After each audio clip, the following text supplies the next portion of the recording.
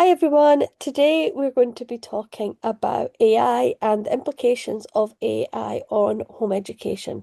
We recognize that this is an absolutely massive topic, and if unless you've been living under a boulder for the last few months, you will be aware about all the many discussions that have been happening in the nation, in our churches, within just over cups of coffee with friends, all about AI and its implications on every area of our life. We're going to specifically be dealing with the impact AI is having on education, specifically Christian home education. So, Shannon, what are some of the initial challenges that AI poses to us as home educators? Well, it's really it's such a broad topic. And I think when you even just mention the word AI to any individual, you're going to get a range of emotions because the very idea touches on each of our emotions. It can be really exciting and new and all that kind of thing. But then you can also, if you've seen any of the things in the news, you can see how it has produced some really traumatic and damaging situations for individuals personally, Mm-hmm. as well as you can see all the efficiency and productivity components, and so it just goes everywhere. But when we're thinking about our home educating families and how it affects us at home, what even science is showing us in general, regardless of it where you're educating your children, is that there's this loss of creativity, creative thinking, and critical thinking. What's happening is we're finding that instead of pondering w an idea, our kids and perhaps even ourselves are instantly going to wanting that quick answer, that quick fix, just like it's like Candy Crush game or Mm-hmm. something like that.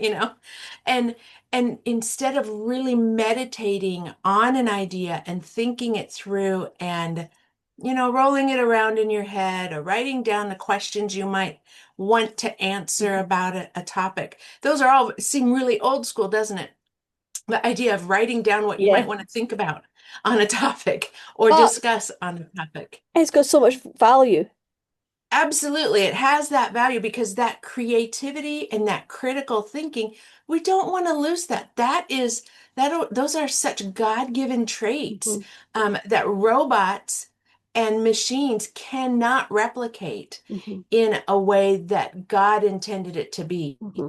And so that's one of the key pieces that I see. I also see that when you're looking at training our children in how to think and act, that if we are opening this door wide to the use of AI in education and in their homework and in their schoolwork, then we are not preparing them well to be great thinkers and the rigors that are required in higher education, in the workplace, and that kind of thing. And it just dumbs everything Mm-hmm. down. And we don't want that. At the rate we're going, if from my perspective, with AI, if it continues to infiltrate places, we are in jeopardy of losing the ability to have great thinkers Mm-hmm. that come from higher education, those great minds that discover things, that create, you know, all the things that the Newtons, the Faradays, the great authors, the political uh, heroes, and just all those pieces, we will lose that. And Mm-hmm. me that concerns me deeply, that critical Yeah. thinking piece. Mhm. We just have to be thinking well. I think, And then go ahead. Go yeah, ahead. just picking up on that idea, we think that, so when you're doing something like any kind of work, the end product isn't really always the actual goal of that work. So if you think about writing an essay, so you're writing an essay on Pride and Prejudice, and you're writing about doing a character essay on Elizabeth Bennet.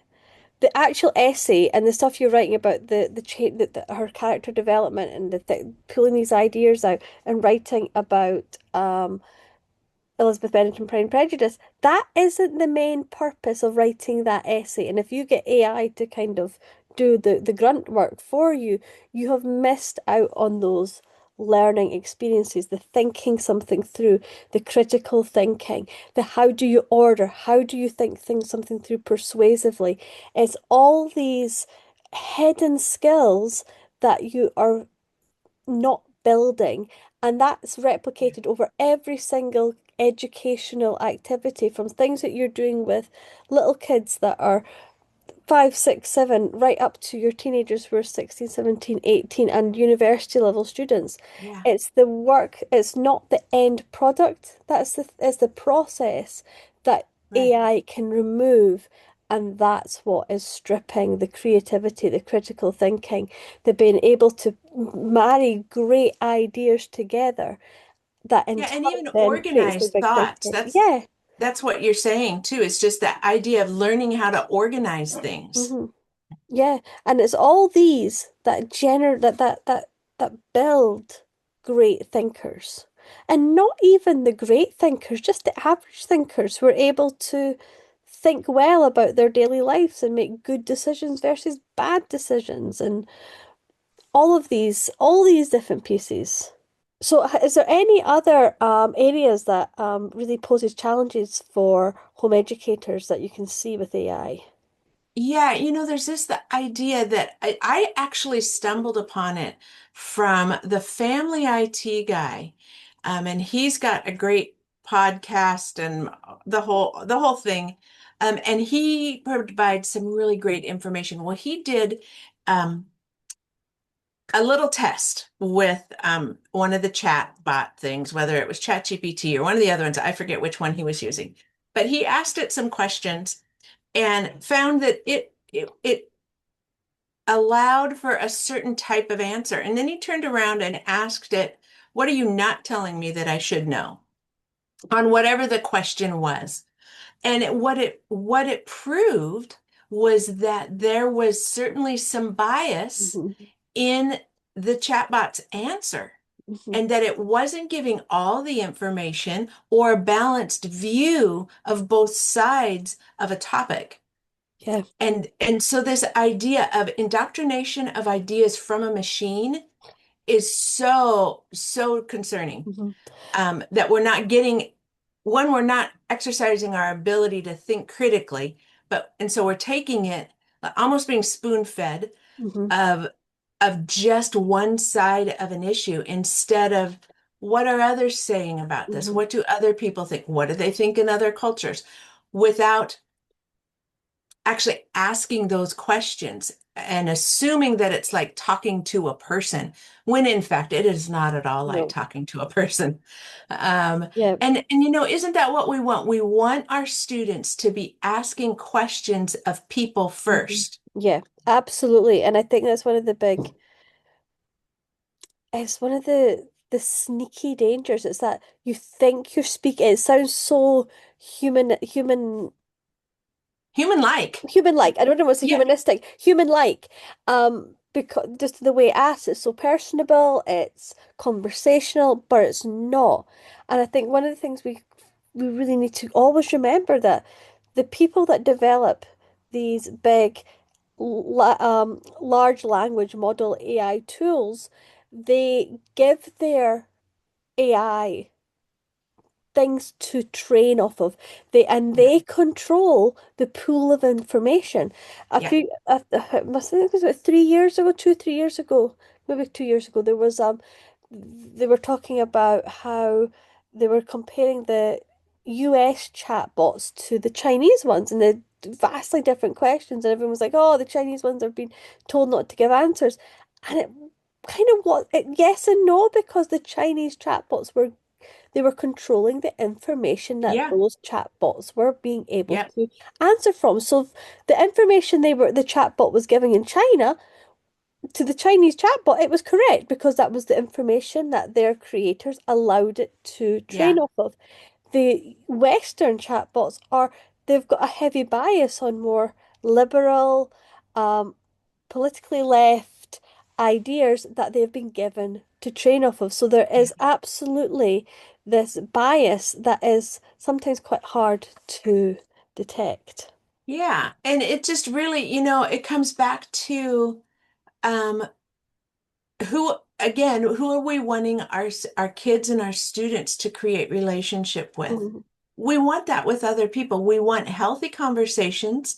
We want conversations and questions. We want to find places where you can learn to discuss about topics that you may not even agree with, but you know how to discuss. Yeah. Those are basic skills of living in society that we need to have, and we want our children to have, so Yeah. that they can see an issue and talk about their perspective and listen to another and draw a conclusion and not say, well, I heard on, and just leave it at that, or the meme Yeah. they read, or the AI bot that told them one thing, and they take that as gospel, if Yeah. you Or the will. 30-second reel. Or the Kind of- 30-second reel. Yeah, Yeah. exactly. Exactly. So yeah, Yeah. so that's my really big passion, is that we just need to keep our conversations going within our families, within our classes, within our churches, within all these other places where we're looking for opinion, especially, Mhm. and and big ideas. There are other places where, and you and I have gone into lots of conversations about this, where using AI for efficiency, I have found it to be good, but that is as an adult, and I have done my thinking and my learning, and I have the ability to discern, is this a good way to use it or not? Mhm. And is the information it's giving me valid, truthful, or do I need to go on and do a little bit more digging or critical thinking of my own? Mhm. So, with students, we need to guide them into those ways of thinking first, and then go and let the future deal with the future itself. It reminds me of the time when I was at university and I was in a statistics class, and we had to do all our statistics by hand for the whole semester. It was just a whole semester Oh. that was just statistics for psychology, so that we could read psychology journals and understand what was going on in them and that kind of thing. And then the last day after the final, he says, "Oh, by the way, there are computer programs that will do this for you." And we were raging. We were raging. But you know what? I can read journal articles. I Yeah. can know what they mean. I can know if it's good data or Mhm. bad data. I can know if it's a good testing method or not, if Mhm. they've drawn a good conclusion, because I was taught the nuts and bolts of thinking Yeah. about statistics. Yeah. And so that's really key. That's what we're doing in these formative years, is Mhm. teaching them the nuts and bolts Yeah. of these And different pieces. how much misinformation gets propagated on the internet because of inability to understand Yeah, statistics. yeah. Um, that is That alone is a such whole a nother podcast. that is a whole other podcast, but that whole idea is just absolutely so applicable to the Yeah, AI debate. yeah, It really gets absolutely. to the heart of it. Yeah, it Um, really does. we've kind of touched on this quite a bit, and you started off by saying how there's so many different multiple responses to AI. So we're going to kind of break that down a little bit. If we think about this kind of all embracing response to AI, that this I'll have it all, I live my life by my AI guru type of idea. Why is this approach dangerous to our children and teens? Well, there's this aspect of, like I've mentioned, there's aspects where it's helpful in explaining difficult concepts, um, that might not be understood even after talking with somebody else Mhm. or doing research. That's a place where it can be helpful. But it can give the false information. It can get inaccurate and misleading information. Those are things that we're finding. If you don't ask you can ask the same question in three or four different ways and get three or four different answers, that don't agree with each other. Mhm. So and the idea, another piece I come up against is this idea of training us to think like a machine. That's a whole nother Yeah. another piece as well. But there are places where that's okay, and then there's places where it's absolutely not for Mhm. me. For me. Mhm. And so with that, what we want to do is we want to make sure that we're guiding our kids to do regular research so that they can find the actual truth. So, one of the biggest and best things a family can do and use AI for, and I literally just did it a few minutes ago, was go in and ask it, how do you turn AI off on the different browsers you use? And go in and turn it off Uh-huh. and don't use it as the first. It's right up there at the top. Don't use it as the first go-to. Go to the resources that are actually legitimate resources. Uh-huh. Read through those. And that's what I've been doing with the kids in my classes this last year. We did a lot of different things where we asked them how much they used AI for schoolwork, for homework. We got a variety of answers. And honestly, there were a handful of kids, a large handful actually, who didn't realize they were using AI. They Yeah. didn't even know that that's when they said whatever they were researching, that what was at the top was not pure websitey stuff and a proper way to research. And so once we picked up on that, it Mhm.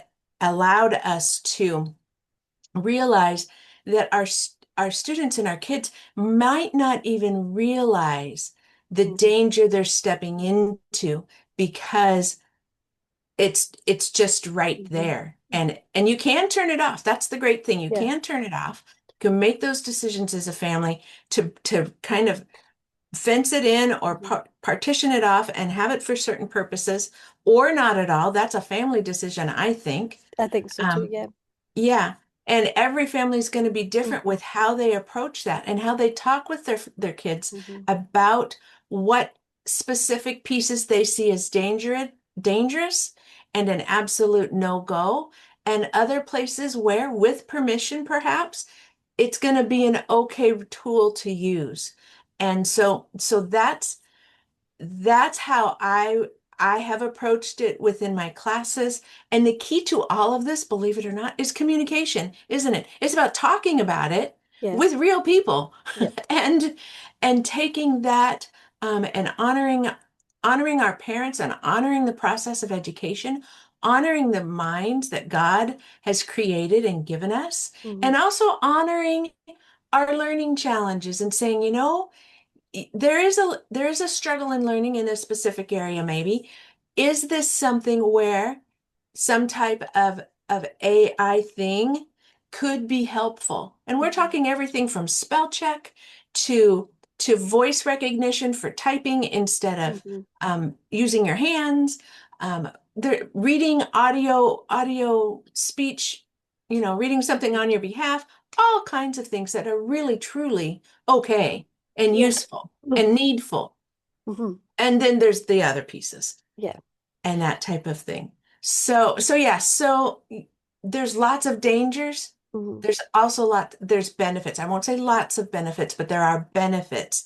And we have to weed through those and decide where are the parameters going to be, both for individual families, but also for us here at Arise, I think, Mhm. as well. Yeah.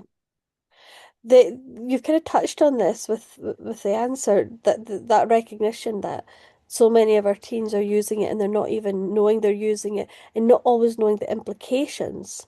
So for the students who are using AI or are not even aware they're using it and are not completely embracing it, what are some of the pitfalls as home educators that we need to recognize as parents where that and how do we help our teens use it well? Yeah. Yeah. So we talked a lot about some of the already just the pitfalls of development and critical thinking and lack Hmm. of creativity and those kind of things. But one of the big things that students step into, honestly, some of them unknowingly, Hmm. is plagiarism. Hmm. And the fact that if you are using AI to be a source and you're not citing it and you're calling it your own, that is plagiarism. Hmm. It fits the definition. And we have a pretty strong and broad definition from Oxford that we use, and that's in our tutor handbook, not our tutor handbook, our parent and student handbook. I think it's in the tutor handbook too, but in Yeah. the parent and student handbook, um, where we define what it is, what it means for us, and then how does that play out in assignments. Hmm. One of the big problems with using AI within assignments is that if you're doing let's say you're doing a report on frogs, right? And you need to cite your sources. It used to be, you went to the library, you grabbed a pile of books about frogs, and you went through 10 books and you looked at all the content in those Hmm. 10 books, and you maybe chose three that you decided you were going to use as your key spine sources that you were going to really use those for your research. And you would go and do your research, you would write your report about frogs, and then you would have your sites, your works cited, and your bibliography, and then you'd have all those little like superscript one, two, Yeah. threes, or your footnotes, or however you would identify where you would used a different source. Well, you still need to do that in a paper. Um, but with AI, you actually do have to cite it. The problem is that with AI, you it's gone. It's like having this is the one place where it is like having a conversation. It's like having a conversation with somebody that nobody else knows about, and it's not able to be documented anywhere else unless you write out the question, you write out what it said, and you add that to your sources. And there are ways to do it, and it's in the style guides now for doing it. But as young students, they haven't learned that yet. And Yeah. so they're taking it and saying, this is mine. And maybe they're tweaking it a little bit. Maybe they're changing some words. Maybe they're reorganizing things, but that's still plagiarism. Hmm. Just as if they were going to copy from a textbook or copy from a website. Still plagiarism. It fits the definition. And so that's the big piece, because if we're allowing them to believe that that is okay to do, we're setting them up for failure at the higher level of education, because there are really strict rules and really Hmm. damaging consequences if AI is used, and if they have used it and not cited Hmm. properly. And so that we want to set them up for success. That's our goals Yeah. as parents, right? So that's the key there, is helping them learn what is plagiarism, Hmm. how not to do it, and how to think critically and write good reports across all subjects Hmm. and do good research and that Yeah. type of thing. Yeah. For parents navigating this, so parents will be hearing this and probably thinking, "Oh my goodness, this is a lot." Um, it's so much easier just go to the library, pick up the pile of books, and yeah. It might be. Because as you just said, the conversation seems it's, it's very hidden. It's not like a pile of books on your desk. Yeah. Once you click off that chat GPT or whatever it is, it's gone. Um, so for parents navigating this in homes, what are some tips they can use, and are there some resources that you could point them to? Yeah, so again, the first piece is we want to teach our students to ask questions of people first. Hmm. So if there's writing um, a report on those frogs, then it's talking about frogs with somebody who enjoys frogs, or even somebody who doesn't enjoy frogs, but talking about frogs, right? And then going and go moving on from there to help organize their thinking. So again, doing those hard things first with them as well. Having places where there is discussion about lots of different topics, and lively discussion and thoughtful discussion, and even silly discussion, probably. The dinner table is a great place for that. And some families have really great Hmm. um, lively discussions at the dinner table. That's just part of their family culture. And so that's really great. The other thing to do is to create an AI usage policy Hmm. and understanding plagiarism for your home learning. Hmm. Because whether you ever take a course at Arise, or whether you're doing things on your own, or you take courses elsewhere, you need to have, as home educating parents, you need to have, I think, a standard. Yeah. for what is going to be okay for your family. It's not going to be what the Joneses do down the street or the Smiths do around the corner, but what's right for your family within this topic, just like you would for other sensitive topics that you might have a different approach or idea about as you're doing home education. So the idea to begin early and check in often as they're writing or working on a project to just see how they're going with their research. How are they thinking about things? What are the sources they're using? And that kind of thing. And then just understanding that every writing, even if they're just 8 or 9 years old, if they're typing, if they're writing and it's not creative writing, they need to just write out. And I used and give the title and author of a book if they're doing a handwritten single Mhm. paragraph report about frogs.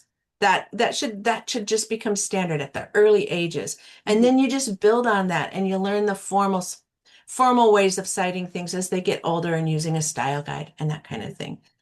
Luckily, we at Arise have put together, we have done a lot of thinking Yeah. about this and on behalf of our own home educating journeys with our own families, as well as those of our students and families elsewhere. So we have it as part of our policy. Anybody can see what that is. If they go to the Who We Are um, section on the website, they'll find the place where they can grab the parent and student handbook and see what we have set out as a standard for Arise. But then we also I really dug deep into this over the winter and ended up creating a class because I realized that we can't hold our students accountable if they don't know. Yeah. And so that was what we came back to, is that we need to step back and instead of just shaking our finger at the student that you've done something wrong, when they didn't, some of them didn't even know Mhm. that it was wrong or that they were going about it wrong, but Yeah. coming back and teaching them how to identify plagiarism, how to write with integrity, Mhm. how to produce works that are academically accurate, Mhm. and learn how to do research in just the basic forms of it so they can take it into any subject. So we created a single semester class that I'll be offering that's going to take them through this. The Mhm. first pieces of the class will actually involve the family, and we will help you as a family create this AI and plagiarism honor code that will be specific for your family. Then, within the parameters of that, we will go forward, and the kids, depending on their age, will write a single report. It could be, if they're on the young side, it'll be maybe like 3 paragraphs, three to five. If they're like 14, 15 and up, then it's going to be much larger. But teaching them with just a single subject, just one report over the course of the 12, 15 weeks, how to do good research so they have an anchor of resources to Mhm. use as they step into other places and that Yeah. type of thing. So I'm excited about the class because I'm really hopeful that it will help families um, give some guidance to these Mhm. areas where they may be unsure what to do. Yeah. It's a great course, and it is something that we're ongoing. We're discussing this all the time. Yeah. We're really, we recognize the challenges, and we want our teens to do well, to think well, and not become sucked into relying on AI for their Yeah. thinking. Yeah, absolutely. So, there's a couple other things besides our policy and the class and that type of thing that families can do. Um, some families may have teenagers that might think that they want to blow off their parents and just not think that this is really important and that type of thing. And I would say do the research that we did, go to the universities or in educational institutions that your children are interested in or that you're interested in and see what their policies are. And you will find that they're pretty strict for a majority of the universities and colleges. And check companies. There are actually companies that have AI and plagiarism policies now. Yeah. I was looking at, places like publishing houses are a place where they're becoming really clear on what's okay and not okay for their authors of books that they will actually take or not take based on the authorship and how they've gone about their authorship and that type of thing. And then just looking at companies, if you're looking at apprenticeships or vocational and career paths, these places, if they don't have AI policies on the front facing piece of a website, they probably have them within. So asking about those as you're going through an application process or exploring something there, ask what those are so that your students recognize it really is serious work. Yeah. And it's for their benefit and for their joy of being just of existing, I guess, and being able to carry on as a human would, I suppose. Does that make sense? Absolutely, because it does. It actually, we're talking about all these kind of nitty-gritty about education, about writing essay, but actually it boils down to what makes us human. Yeah. How do we And live in not, society with each other yeah, without these skills? It yeah, doesn't go well sometimes, I don't no, think. no. Well, thank you so much, Shannon, for explaining all this. We'll link down below the class, Writing with Christian Integrity. Um, that's not its full name. Um, Excellence. What's his full name? It is writing with Christian integrity and academic accuracy. There we go. Yeah. We'll link that down below. And thank you so much for your time. Thank you.